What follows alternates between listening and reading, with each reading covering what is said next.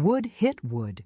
Each step a sick, final crack. Blood tasted metallic in my mouth. He pushed me, smiled, then whispered, "Now it's too late."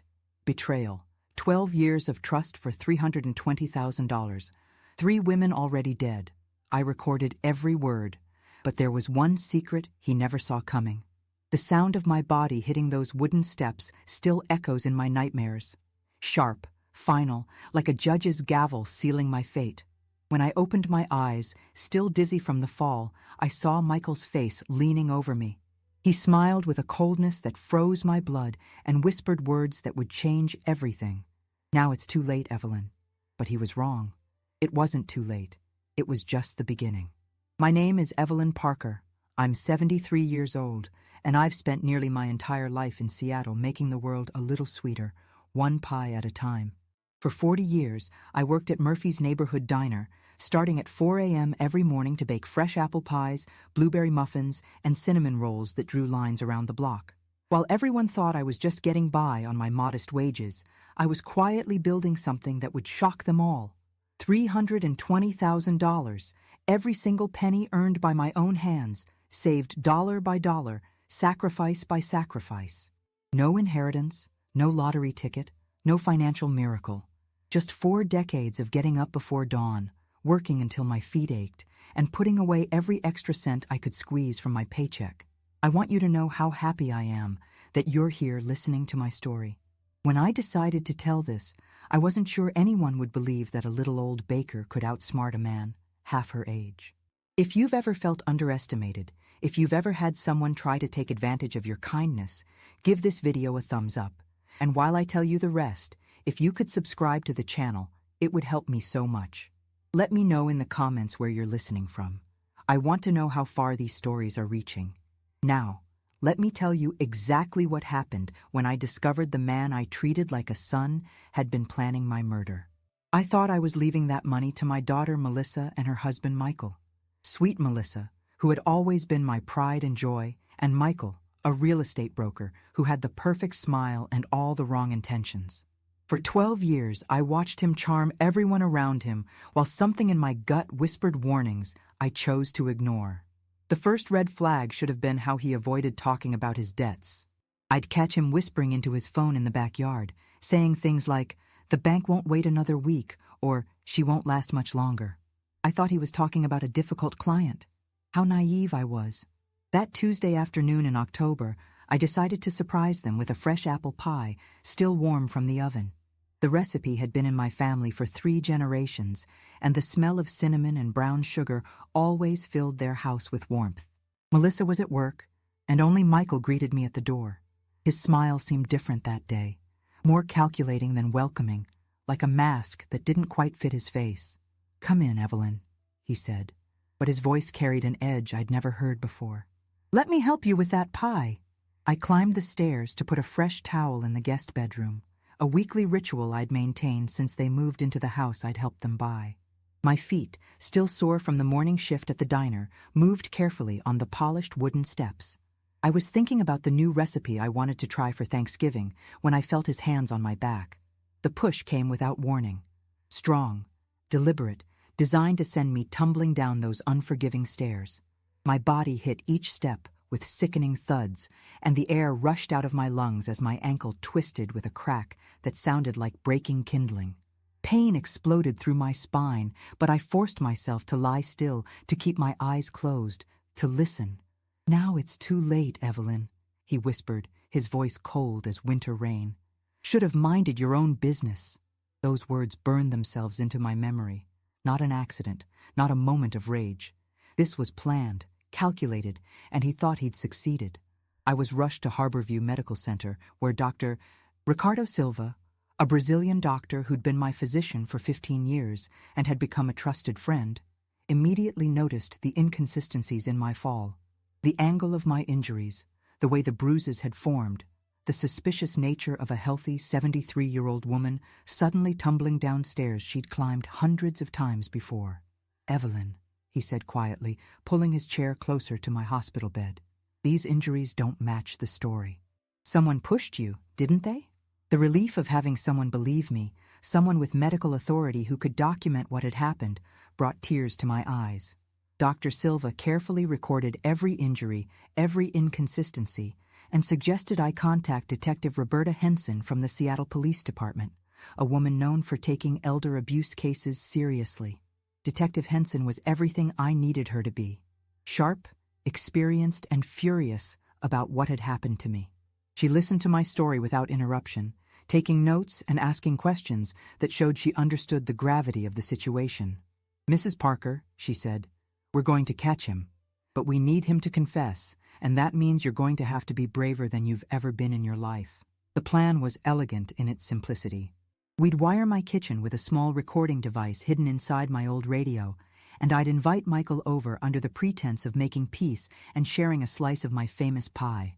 The bait was irresistible: a lonely old woman, injured and vulnerable, wanting to reconcile with her son-in-law. He came that Friday evening, confident and relaxed, believing he'd won. He even brought flowers, yellow roses that smelled like hypocrisy and fake concern.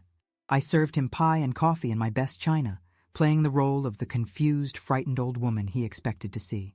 "I'm so sorry about what happened, Evelyn," he said, his voice dripping with false sympathy. "These accidents happen so suddenly at your age." "Accident?" I asked, keeping my voice shaky and uncertain. "Michael, I keep having these dreams where someone pushed me." He laughed, and the sound made my skin crawl. "You should have stayed down there, Evelyn. Would have made things easier for everyone." "Easier how, Michael?" I pressed, my heart pounding, but my voice remaining steady. He leaned back in his chair, studying my bookshelf like he was already cataloging what he'd sell. "Melissa doesn't know anything, but I needed the money. And you weren't going to take anything to the grave anyway." Every word was being recorded.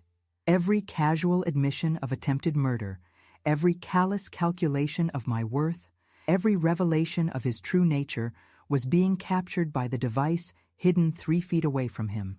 "The old lady, with all that cash from the diner," he continued, growing more comfortable with each passing minute. "You think I didn't know about your little savings account? $320,000, just sitting there while I'm drowning in debt." The number hit me like a physical blow.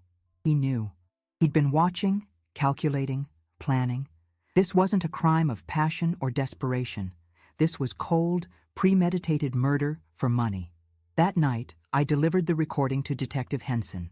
By Monday morning, District Attorney James Cole had listened to every word and assured me that we had more than enough evidence for attempted murder charges.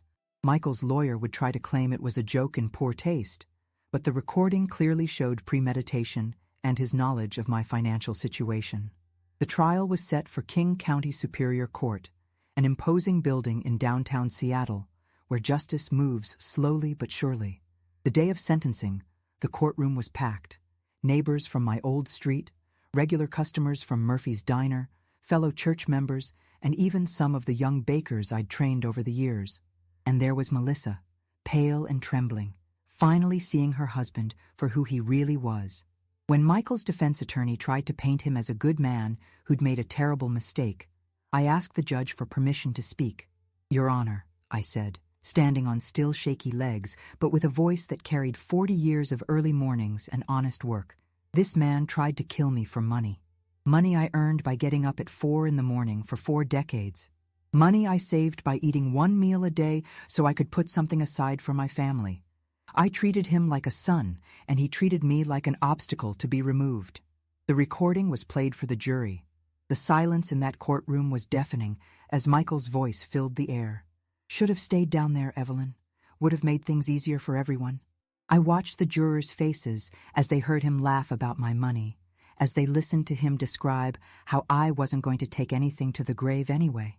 Several looked sick. One woman wiped away tears. When Judge Patricia Morrison read the verdict, guilty of attempted murder in the 1st degree, I felt something I hadn't experienced in months: complete vindication. 15 years in state prison. No possibility of parole for 8 years. The next morning, Seattle Times ran the headline, "Local Baker Outsmarts Would-Be Killer." The story spread through the neighborhood like the smell of fresh bread, reaching people I'd never met who wanted to shake my hand and tell me how proud they were of my courage. But let me take you back to how I discovered Michael's true nature. Because what happened in that hospital room changed everything I thought I knew about the man I'd welcomed into my family. I was lying in bed at Harborview Medical Center, my ankle in a cast and my ribs wrapped tight from the bruising, when Dr. Silva pulled his chair close and asked the question that would unravel 12 years of lies. "Evelyn, I've been your doctor for 15 years. I've seen you climb those stairs at the diner every morning without missing a step. I've watched you carry 50-pound bags of flour like they were pillows. These injuries don't add up." The way he said it, with such certainty and professional authority, gave me permission to speak the truth I'd been afraid to voice. "Someone pushed me, Ricardo." I felt hands on my back, firm and deliberate. His face darkened. "Who was in the house with you?" "Michael. Only Michael. Melissa was at work." Dr. Silva stood up and walked to the window, his hands clasped behind his back in that thoughtful way of his. "Evelyn, I need to ask you something, and I want you to think carefully before you answer. Has Michael ever made comments about your money, about your savings?" The question hit me like ice water. "How did you know about my savings?" "Because 3 months ago, Michael called my office asking about your medical records.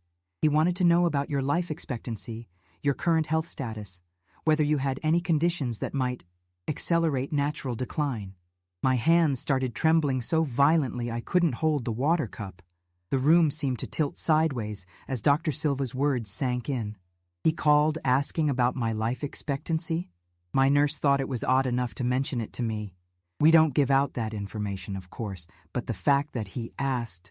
Dr. Silva returned to his chair. "Evelyn, I think your son-in-law has been planning this for longer than we realize." The nausea hit me in waves.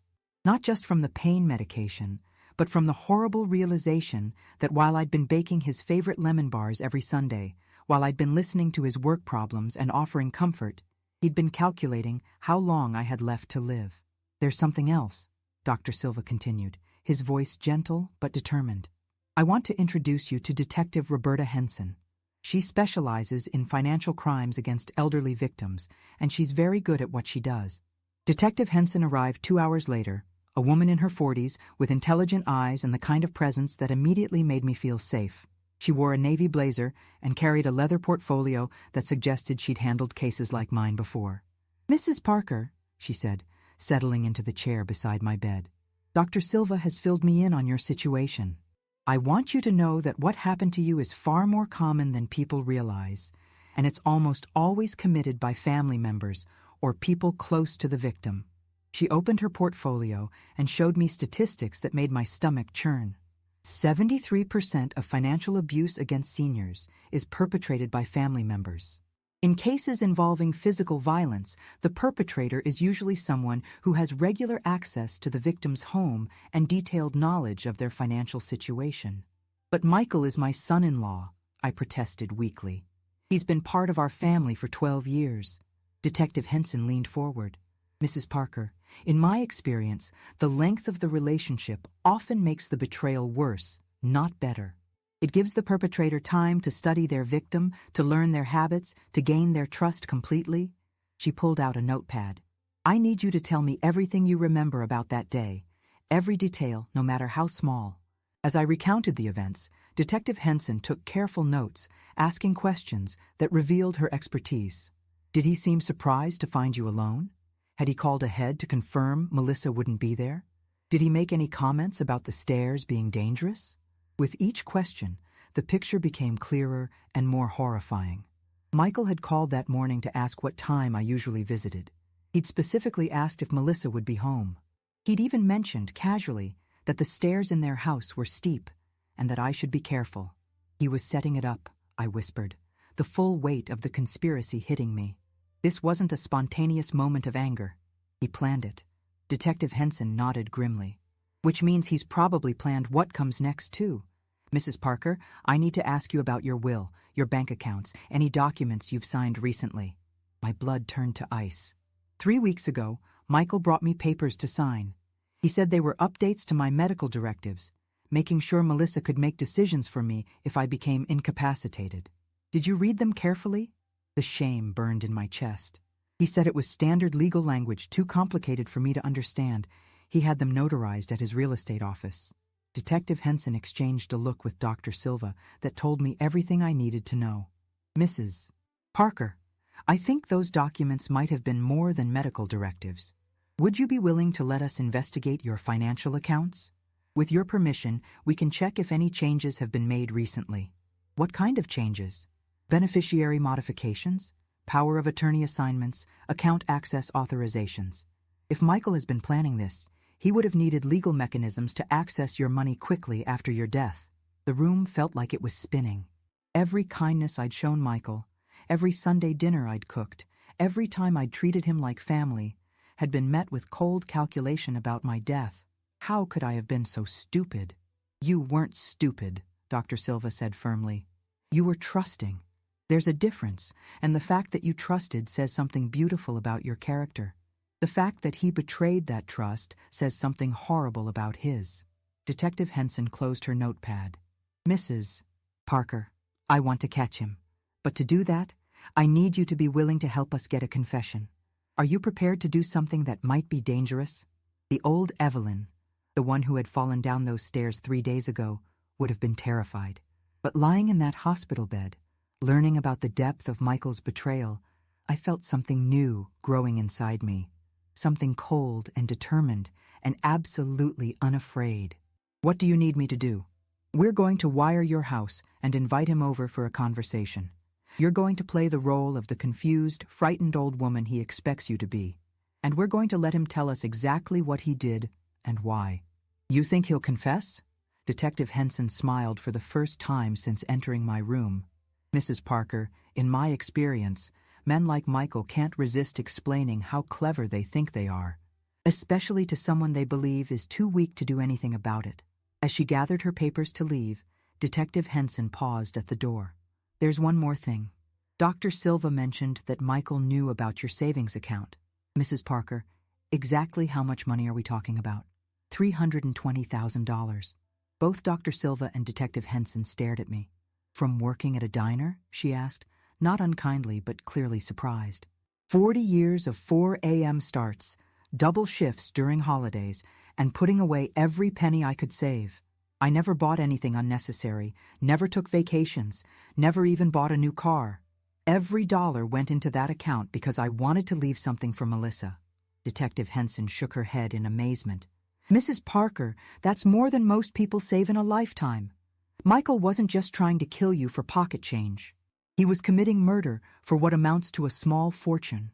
After they left, I lay in that hospital bed staring at the ceiling, my mind reeling with the scope of what I'd discovered. But there was something else growing alongside my shock and hurt, something that felt dangerous and powerful and completely unfamiliar. For the first time in my 73 years, I wasn't just angry. I was ready for war. The day I was discharged from the hospital, Detective Henson drove me home herself. As we pulled into my driveway, she handed me a small device no bigger than a matchbox. This goes inside your kitchen radio, she said, demonstrating how the tiny recorder fit perfectly behind the speaker. It's voice-activated and will capture everything within a 15-foot radius. The quality is good enough for court testimony. My hands shook as I held the device. What if he finds it? He won't. Men like Michael are arrogant. They don't expect their victims to fight back. She helped me out of the car, her arm steady under mine. Remember, Mrs. Parker, you're not just a victim anymore. You're an undercover agent working to put a dangerous man behind bars. That night, I practiced my performance in front of the bathroom mirror. The confused, frightened old woman. The victim who suspected nothing. The trusting mother-in-law who just wanted to understand what had happened to her. It was harder than I expected, suppressing the cold rage that had taken root in my chest. I called Michael the next morning, my voice carefully modulated to sound weak and uncertain. Michael, honey, could you come over this evening? I'm feeling so confused about everything that happened, and I really need to talk to someone I trust. Of course, Evelyn, he said, and I could hear the satisfaction in his voice. I'll be there around 7. Should I bring anything? Just yourself. I'll make us some coffee, and we can sit in the kitchen like we used to. At 6:30 that evening, Detective Henson's surveillance team was positioned in unmarked cars on my street. At 6:45, I activated the recording device and placed it inside the radio, my heart hammering against my ribs. Michael arrived precisely at 7, carrying yellow roses that now seemed like a mockery. He looked relaxed, confident, like a man who believed his biggest problem had been solved. "How are you feeling, Evelyn?" he asked, settling into the kitchen chair he'd sat in hundreds of times before. "That was quite a fall you took." I poured coffee with deliberately shaky hands, playing my role. "I keep having these dreams, Michael. Dreams where someone pushed me. The doctors say it's normal after a traumatic accident, but they feel so real." He laughed, and the sound made my skin crawl. "Dreams can seem very real when you're traumatized. You just have to remember that accidents happen, especially at our age." "Our age?" I sat down across from him, noting how he'd claimed ownership of my advanced years despite being only 52. "Michael, I've been climbing stairs for 73 years without falling once." His smile flickered for just a moment. "Well, there's always a first time, isn't there?" I leaned forward, playing the confused elderly woman perfectly. "The police officer who came to the hospital said my injuries were unusual. He asked if anyone else was in the house when I fell." "What did you tell him?" "The truth, that you were there, but you were downstairs when it happened." I watched his face carefully. "That's right, isn't it, Michael? You were downstairs?" For the first time since arriving, Michael looked uncomfortable. He shifted in his chair and took a long sip of coffee. "Of course I was downstairs. You were going up to the guest room, remember? But I keep having this feeling that someone was behind me on the stairs, someone who—" I let my voice trail off, feigning confusion. Michael leaned back, and I saw something cold flicker in his eyes. "Evelyn, you should have stayed down there. It would have made things so much easier for everyone." My blood turned to ice, but I kept my expression blank and confused. "Easier how?" "You're getting older, Evelyn. These things happen. And honestly, it's not like you have much time left anyway." He was studying my bookshelf now, and I realized with horror that he was already cataloging what he'd sell. "Melissa doesn't know about your little nest egg, but I do. $320,000, just sitting there while I'm drowning in debt." There it was, the confession Detective Henson needed. But Michael wasn't done. "You think I didn't do my research?" He laughed again, more comfortable now that he believed I was too confused to understand the implications of his words. "I've been watching your bank statements for months. Every deposit, every withdrawal. You live like a pauper while sitting on a fortune." My hands clenched under the table, but I forced myself to look bewildered. "How do you know about my bank statements? Those medical directive papers you signed 3 weeks ago? They weren't just medical directives, Evelyn. You gave me power of attorney over your financial accounts. The moment you die, I become the executor of your estate." The first bomb exploded in my chest. This wasn't a crime of passion or sudden desperation. Michael had been planning my murder for months, methodically putting legal mechanisms in place to steal my life savings. "But I thought those papers were just for medical decisions," I whispered, no longer having to fake my shock. "You thought wrong." Michael stood up and walked to my kitchen window, looking out at my small backyard garden with the air of a man surveying his future property. "Do you know how much this house is worth, Evelyn? In this neighborhood? Easily $400,000. Between the house and your savings, we're talking about over $700,000. The word came out sharper than I intended. Michael turned back to me with a smile that belonged in a nightmare. "Well, Melissa doesn't need to know about the savings account, does she? The house will be enough for her. I'll handle the more complicated financial assets." The second bomb detonated as I realized the full scope of his betrayal. Not only was he planning to kill me and steal my money, but he was also planning to cheat his own wife out of her inheritance. "Michael, I don't understand what you're telling me." "I'm telling you that your accident should have been final, Evelyn. But since you survived, we need to be more careful about the next one."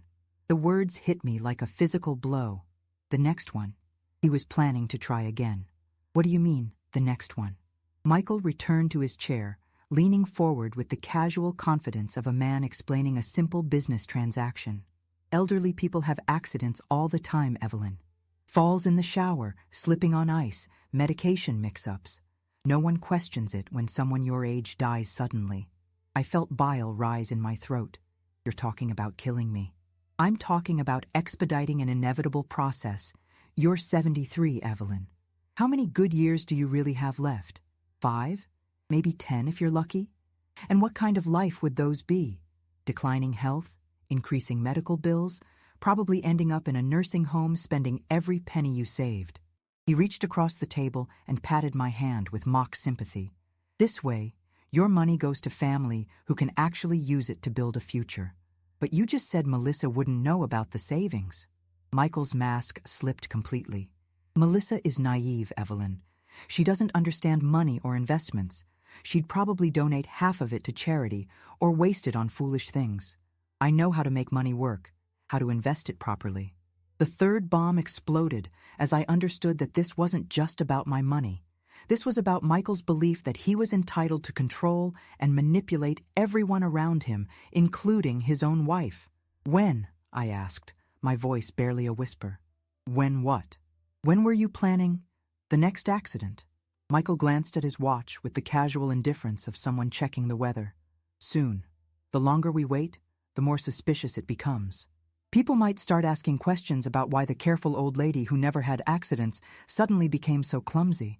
I felt something cold and deadly settling in my chest, replacing the fear with crystal clear purpose. People like who? Well, Dr. Silva, for one. He was asking too many questions at the hospital, and that police detective who came to see you. It's better to handle this before they start making connections. What kind of connections? Michael's eyes gleamed with the satisfaction of someone who thought he was smarter than everyone around him. Evelyn, you're not the first elderly woman I've helped transition peacefully. There was Mrs. Washington last year and Mrs. Chen the year before that, both very wealthy, both very lonely, both very grateful for my friendship and assistance in their final days. The room seemed to tilt sideways as the magnitude of what he was telling me sank in. You've done this before? 3 times, actually. Eleanor Washington left me $50,000 for being such a caring friend. Mrs. Chen's family was so grateful for my help during her illness that they gave me her vintage car collection. And Mrs. Rodriguez, well, she had no family at all, so everything went to me as her designated beneficiary. My vision blurred with rage and horror. This wasn't just attempted murder. This was serial killing. Michael had been systematically targeting and murdering elderly women for their money, and I was supposed to be his 4th victim. How did they die? I asked, amazed that my voice remained steady. Medication errors, mostly. A little too much of this, not enough of that. Very peaceful, very natural looking. The key is to make it look like the kind of mistake an elderly person might make themselves. He pulled a small pill bottle from his jacket pocket and set it on my kitchen table. Blood pressure medication. Perfectly normal for someone your age to take. The only difference is that these pills are about 10 times stronger than what you're supposed to have. You want me to take those? Not want, Evelyn. Need. Tonight, preferably. Take 3 with your evening tea, and by morning, this will all be over. No more fear, no more confusion, no more worrying about being a burden to your family. I stared at the bottle, my mind racing. This was it. This was the confession that would put him away forever. But I also realized with crystal clarity that if I didn't handle this exactly right, I might not live to see morning. Michael, I said carefully, what if I don't want to take those pills? His smile turned cold as Arctic wind. Then I'll have to help you take them. Either way, Evelyn, you're not going to see another sunrise. He stood up and walked to my kitchen door, turning the deadbolt with a click that sounded like a death sentence. The beauty of this plan is that Melissa is working a double shift tonight at the hospital. She won't be home until tomorrow afternoon. By then, it will be too late for anyone to ask uncomfortable questions. Terror and rage warred in my chest as I realized he intended to force the pills down my throat right here, right now, in my own kitchen. But underneath both emotions, something else was growing. Something cold and calculating and absolutely determined. I had the confession. I had evidence of multiple murders, and I had a serial killer trapped in my kitchen with no idea that every word he'd spoken was being recorded by the police. You know what, Michael? I said, standing up slowly and walking to my kitchen sink. You're absolutely right about one thing. What's that? I turned to face him, and for the first time in our conversation, I let him see the real me. Not the confused, frightened old woman he expected, but the 73-year-old baker who had survived the Great Recession, raised a daughter alone after her husband's death, and built a small fortune through 4 decades of backbreaking work. Someone is definitely not going to see another sunrise, but it's not going to be me. The confusion on his face was almost comical. What are you talking about?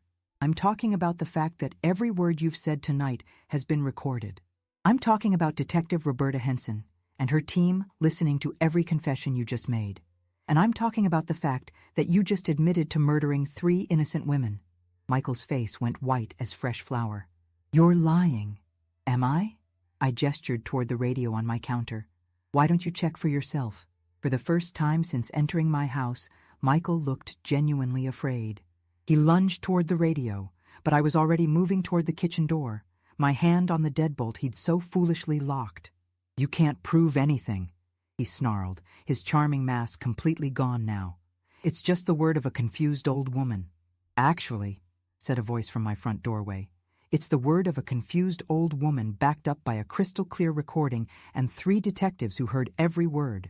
Detective Henson stood in my doorway with 2 uniformed officers, her weapon drawn and her face grim with professional satisfaction. Michael Torres, she said, you're under arrest for the attempted murder of Evelyn Parker and for conspiracy to commit murder. You have the right to remain silent, but honestly, I think you've said quite enough already. As the handcuffs clicked around his wrists, Michael looked at me with pure hatred.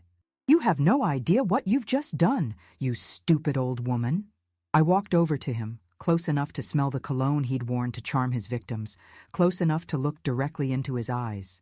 What I've just done, I said quietly, is make sure that 3 murdered women finally get justice, and I've made sure that no other grandmother has to die for your greed.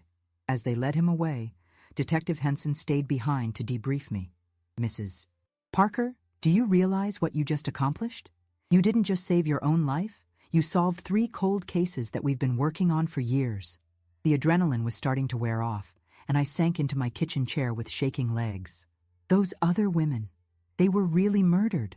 Eleanor Washington, Margaret Chen, and Rosa Rodriguez, all wealthy widows, all found dead of apparent medication overdoses, all with Michael Torres listed as a beneficiary or designated friend. We suspected, but we couldn't prove it until tonight. How did he choose them? Through his real estate work. He specialized in helping elderly clients sell their homes or refinance their mortgages. It gave him access to their financial information and their daily routines. Detective Henson sat down across from me. Mrs. Parker, you've helped us close 3 murder cases and prevent at least 1 more. You're a hero. But as I sat in my kitchen that night, surrounded by the lingering smell of Michael's cologne and the memory of his cold laughter, I didn't feel like a hero. I felt like a 73-year-old woman who had just learned that evil could wear a charming smile and share Sunday dinners for 12 years while planning your murder. The next morning, I would wake up to find reporters on my lawn and my phone ringing with interview requests. But that night, I just sat in my kitchen and wondered how many other grandmothers out there were having dinner with their own killers, completely unaware that their kindness was being repaid with calculated cruelty. The trial was still ahead of us, but I already knew one thing for certain. Michael Torres had made one critical mistake. He had underestimated a baker from Seattle who had spent 40 years proving that the strongest things in life are built one patient layer at a time. The King County Superior Court building rises from downtown Seattle like a monument to justice, its glass and steel facade reflecting the gray Washington sky. On the morning of November 15, 2024, I walked up those courthouse steps with Detective Henson beside me, my best navy dress pressed and my silver hair styled for the cameras that had been following my story since Michael's arrest. The courtroom was packed beyond capacity. I recognized faces from Murphy's Diner, neighbors from my street, fellow church members, and even some of the young bakers I'd trained over the years. But the face that broke my heart was Melissa's, pale and hollow-eyed in the front row, still struggling to reconcile the man she'd married with the monster who'd tried to murder her mother.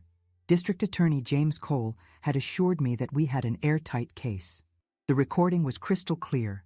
Michael's confessions were detailed and specific, and the evidence linking him to the 3 previous murders was overwhelming.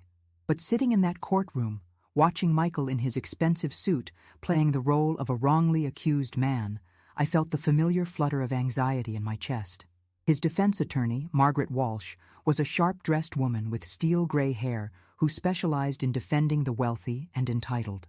During her opening statement, she painted Michael as a successful businessman who'd made an unfortunate joke in poor taste while under extreme stress. "Ladies and gentlemen of the jury," she said, her voice smooth as honey, "my client is guilty of nothing more than a deeply inappropriate sense of humor during a family crisis. Michael Torres is a loving husband, a successful real estate professional, and a man who has spent 12 years caring for his elderly mother-in-law." I watched the jurors' faces as she spoke, looking for signs of doubt or sympathy for Michael. A few seemed to be listening carefully, and my heart sank. Then District Attorney Cole stood up for his opening statement, and the atmosphere in the room shifted completely. "Ladies and gentlemen, what you're about to hear is not a joke in poor taste. It's the recorded confession of a serial killer who has murdered 3 elderly women and attempted to murder a 4th. Mrs. Evelyn Parker, a 73-year-old baker who worked for 40 years to save $320,000, was supposed to be victim number 4. He walked over to the evidence table and picked up a small device. This recorder captured Michael Torres describing in detail how he pushed Mrs. Parker down a flight of stairs, how he forged legal documents to steal her money, and how he murdered Eleanor Washington, Margaret Chen, and Rosa Rodriguez using overdoses of prescription medication. The courtroom was dead silent as D.A. Cole continued. "You will hear Mr. Torres laugh about Mrs. Parker's injuries. You will hear him calculate the value of her house and savings. And you will hear him threaten to force lethal medication down her throat that very night if she didn't take it voluntarily." When they played the recording, I watched Michael's face carefully. He sat perfectly still, his expression blank, but I could see a muscle twitching in his jaw as his own voice filled the courtroom. "You should have stayed down there, Evelyn. It would have made things so much easier for everyone." Several jurors visibly recoiled. One woman covered her mouth with her hand, her eyes wide with horror. But it was when they played the part about the other murders that the real impact hit the courtroom. "Evelyn, you're not the first elderly woman I've helped transition peacefully. There was Mrs. Washington last year, and Mrs. Chen the year before that. Both very wealthy, both very lonely, both very grateful for my friendship and assistance in their final days." I heard Melissa gasp from the front row. This was the first time she'd heard the full extent of what her husband had done, and the sound of her heartbreak was almost unbearable. When D.A. Cole asked me to testify, I walked to the witness stand on steady legs, my hands calm and my voice clear. I had practiced this moment in my mind 100 times, but nothing had prepared me for looking directly at Michael while recounting what he'd done to me. "Mrs. Parker," D.A. Cole began, "please tell the jury about the afternoon of October 10th when you went to visit your daughter and son-in-law." I told them about climbing those familiar stairs with my apple pie, about the sudden push that sent me tumbling, about the sound of my ankle breaking, and the way Michael had whispered, "Now it's too late," as I lay crumpled at the bottom. "What did you think when you heard those words?" D.A. Cole asked. I knew it wasn't an accident. No one says "now it's too late" about a fall unless they caused it deliberately. Defense Attorney Walsh tried to shake my testimony during cross-examination, suggesting that I might have misheard or misremembered due to pain and medication. But I had 40 years of dealing with difficult customers at the diner, and I wasn't about to be intimidated by a lawyer half my age. "Mrs. Parker," she said, "isn't it possible that in the confusion and trauma of your fall, you might have misinterpreted my client's words?" "Ms. Walsh," I replied, "I've been listening to people's words carefully for 73 years. When someone tells me it's too late while I'm lying injured at the bottom of stairs they pushed me down, I understand exactly what they mean. The moment that changed everything came when D.A. Cole asked me to demonstrate how I'd hidden the recording device. He brought out an exact replica of my kitchen radio, and I showed the jury how perfectly the tiny recorder fit behind the speaker. "Mrs. Parker," he said, "why did you agree to wear a wire and confront a man you believed had tried to kill you?" I looked directly at Michael as I answered. "Because 3 other women couldn't speak for themselves anymore. Eleanor Washington, Margaret Chen, and Rosa Rodriguez deserved justice, and I was the only one who could give it to them." Michael's composure finally cracked. His face flushed red, and he leaned forward in his chair as if he wanted to respond. His attorney put a restraining hand on his arm, but the damage was done. The jury had seen his anger, his lack of remorse, his frustration at being caught rather than guilt at what he'd done. The prosecution's final bombshell came when they called Eleanor Washington's granddaughter to testify. Jennifer Washington was a nurse from Portland who'd driven to Seattle specifically for this trial. "My grandmother died alone," she told the jury, tears streaming down her face. "Michael Torres convinced her that her family didn't care about her anymore. He isolated her from us, then he killed her for her money." She pulled out a photograph of her grandmother. Eleanor Washington raised 5 children, worked as a seamstress for 60 years, and saved every penny to leave something for her family. Michael Torres stole her life savings and her life. The jury deliberated for less than 2 hours. When they returned, the foreman stood up with a gravity that told me everything I needed to know. "On the charge of attempted murder in the first degree, we find the defendant guilty. On the charge of conspiracy to commit murder, we find the defendant guilty. On the charges of murder in the first degree for Eleanor Washington, Margaret Chen, and Rosa Rodriguez, we find the defendant guilty on all counts." Michael's face went white as paper. His attorney slumped in her chair. But I felt something I hadn't experienced in months: complete vindication. Judge Patricia Morrison scheduled sentencing for the following week, but she had some words for Michael that day that will stay with me forever. "Mr. Torres," she said, "in 30 years on this bench, I have rarely encountered such calculated cruelty. You didn't just kill these women for money. You betrayed their trust, isolated them from their families, and made them believe they were loved in their final days when you were actually planning their deaths." She paused, looking directly at him. "You targeted the most vulnerable members of our society, and you did it with a smile on your face and kindness in your voice. That level of deception and cruelty is beyond the understanding of decent people." Michael finally found his voice. "Your Honor, I'd like to make a statement." "No," Judge Morrison said firmly. "You've said quite enough. In fact, your own words are what convicted you." The sentencing hearing the following week was standing room only. Judge Morrison sentenced Michael to life in prison without the possibility of parole for the murders, plus an additional 15 years for my attempted murder. "The court finds that Mr. Torres represents a clear and ongoing danger to elderly women in our community," she said. "He has shown no remorse, no recognition of the harm he's caused, and no understanding that his victims were human beings with families who loved them." As they led Michael away in shackles, he looked back at me one last time. I expected to see hatred or defiance, but what I saw was something else entirely. Complete bewilderment that a stupid old woman had outsmarted him so thoroughly. Outside the courthouse, the media was waiting with cameras and microphones. The Seattle Times reporter who'd been covering my story asked me how it felt to see justice done.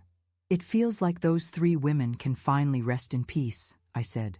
"Eleanor Washington, Margaret Chen, and Rosa Rodriguez were mothers and grandmothers who worked their whole lives and deserved to die surrounded by love, not betrayed by a man they trusted."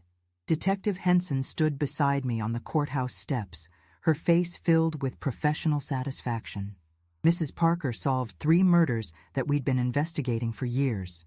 She didn't just save her own life. She prevented future murders and gave closure to 3 families who'd been wondering what really happened to their loved ones. That evening, I sat in my kitchen making bread the way my grandmother had taught me 70 years ago. The simple rhythm of kneading and rising and baking felt like a prayer of gratitude. Michael Torres would spend the rest of his life in a concrete cell, but I was free to bake bread in my own kitchen, surrounded by the smell of yeast and flour and the quiet satisfaction of justice served.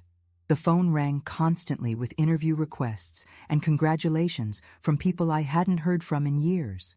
But the call that meant the most came from Jennifer Washington, Eleanor's granddaughter. "Mrs. Parker," she said, "I wanted to thank you. My grandmother was the kindest, most trusting woman in the world. She deserved so much better than what happened to her." "She got justice," I told her. "That's something at least." "It's everything," Jennifer replied. "Because of you, no other grandmother will die at Michael Torres's hands." As I hung up the phone and looked around my kitchen, the scene of Michael's confession and downfall, I realized that sometimes the strongest weapon against evil isn't violence or anger. Sometimes it's just a 73-year-old woman who refuses to stay down after being pushed. 6 months later, on a bright May morning in 2025, I stood in front of my new community bakery in the Fremont neighborhood, watching a line of eager students gather for my free baking class. The sign above the door read, "Parker's Kitchen, where sweet dreams rise," and underneath, in smaller letters, "Teaching, Learning, Healing." My reflection in the storefront window showed a woman I barely recognized. Gone was the tight gray bun I'd worn for decades, replaced by silver hair that fell in soft waves around my shoulders. Instead of my old faded dresses, I wore a cheerful coral-colored apron over a comfortable blue sweater. But the biggest change wasn't visible in any mirror. It was the confidence in my posture, the brightness in my eyes, the knowledge that I had faced evil and won. "Mrs. Parker," called Maria Santos, a young mother who'd been coming to my classes for 3 weeks. "My daughter wants to know if you'll teach her how to make those cinnamon rolls like you promised." "Of course, sweetheart," I replied, unlocking the door to let my students in. "Today, we're making bread from scratch, but next week is all about pastries." The bakery had been my way of transforming something terrible into something beautiful. With part of my savings, money that Michael had tried to kill me for, I'd leased this warm, welcoming space and turned it into exactly what the neighborhood needed, a place where people could learn, connect, and heal. My morning classes were free for senior citizens, single mothers, and anyone who couldn't afford to pay. My afternoon sessions were reasonably priced for working professionals who wanted to learn traditional baking techniques. And every evening, I held special workshops for women who'd experienced domestic violence or elder abuse, teaching them that they could create something beautiful with their own hands even after someone had tried to destroy them. The Eleanor Washington Memorial Fund, established with donations that poured in after the trial, helped cover the costs. Jennifer Washington had become one of my closest friends, visiting from Portland every month to help with classes and share her grandmother's recipes. "You know what my grandmother would have loved most about this place," Jennifer said, kneading bread dough beside me during that morning's senior class. "The sound of laughter." She always said kitchens should be full of joy. The students that day included 3 women in their 70s, a retired firefighter learning to bake for his new grandchildren, and Mrs. Chen's nephew David, who'd driven up from California to learn his aunt's traditional dumpling techniques. "Mrs. Parker," said David, his voice still thick with emotion even 6 months after the trial, "my aunt would have loved knowing that her death helped prevent other murders. She was always trying to help people." These conversations happened regularly now. Family members of Michael's victims would contact me, wanting to meet the woman who'd brought their loved ones justice. We'd formed an unlikely support network, bonded by loss, but strengthened by the knowledge that we'd stopped a killer. Detective Henson stopped by every Tuesday for coffee and whatever I'd baked that morning. Today she brought news about Michael's appeals process. "His lawyers filed another motion last week," she said, accepting a warm scone with raspberry jam. "It was denied.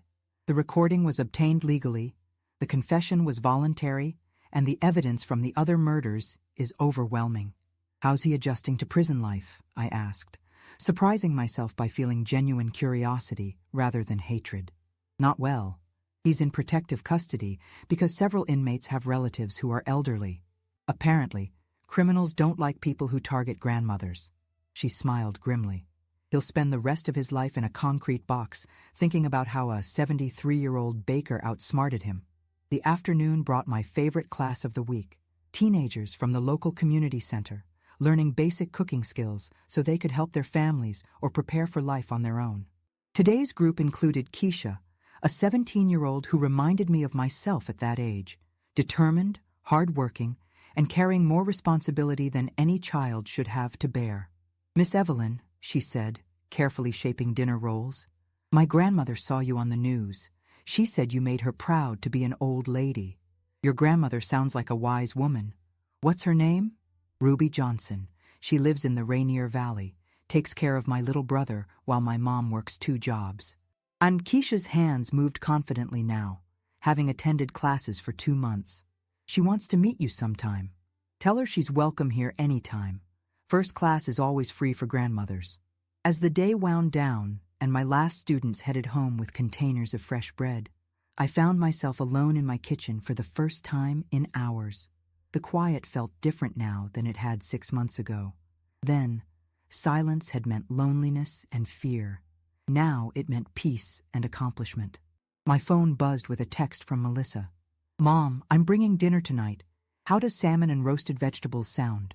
Our relationship had been slowly healing since the trial. The revelation of Michael's true nature had shattered her world, but it had also freed her to see me clearly for the first time in years. She'd moved back to Seattle after the divorce, taking a job at Seattle Children's Hospital and rebuilding her life one day at a time. "Sounds perfect, sweetheart," I texted back. "I made sourdough today."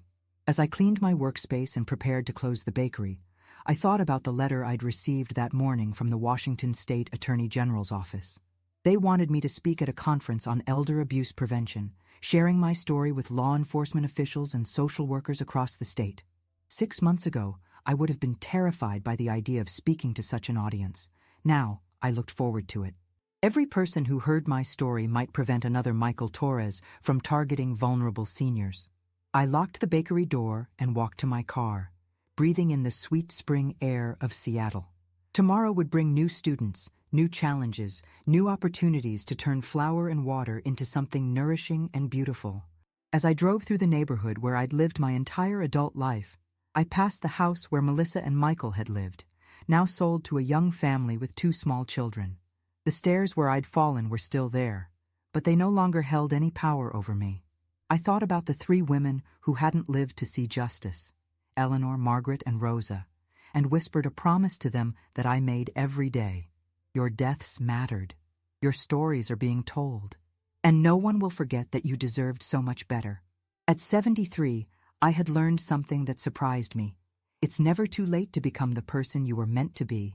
Michael Torres had tried to push me down a flight of stairs to steal my money and my life. Instead, he'd pushed me toward a future I never could have imagined, one where my scars became my strength, my fear became my purpose, and my small act of courage rippled out to protect countless others. They used to call me just a baker from Seattle. Now they call me the grandmother who fought back. And every morning when I unlock my bakery door, I know that the sweetest victory of all is simply being alive to rise again.